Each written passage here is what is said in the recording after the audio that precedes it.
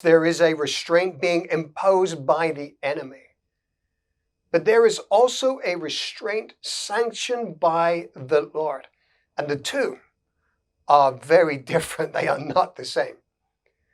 And when I say restraint, I'm not referring to the manifestation that we see in the natural realm, but what's taking place in the spirit. That's what we're talking about here.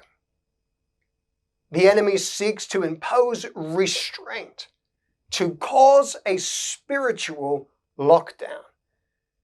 But the Lord uses restraint as a means to elevate us higher into greater freedom and authority. Hallelujah. The Lord's reset is to provide the opportunity for the bride to ascend to a higher consciousness of who she is and to open her eyes to behold a greater vision of who God is for her. Wow. I don't know if you caught that. It was deep, so I'll say it again just to bed it down a little deeper. The enemy seeks to impose restraint, to cause a spiritual lockdown. But the Lord uses restraint as a means to elevate us higher into greater freedom and authority. The Lord's reset is to provide the opportunity for us, the bride, to ascend to a higher consciousness of who we are and to open our eyes to behold a greater vision of who God is. It is so important for us to understand this principle of restraint, because godly restraint embraced by the bride will enable and empower her to cast off the shackles of demonic restraint. Let me put it like this.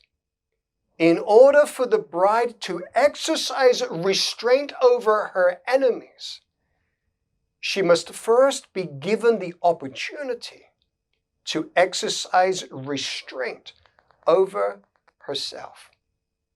It's why for over a year there has been a selah, a divine restraint imposed by the Lord to provide the opportunity for the bride to ascend higher through being still, through knowing God, through abiding, coming back to first love, setting aside the mundane duties of the kitchen to sit a while, like Mary, listening to Jesus by his feet, but gazing upon his beautiful face.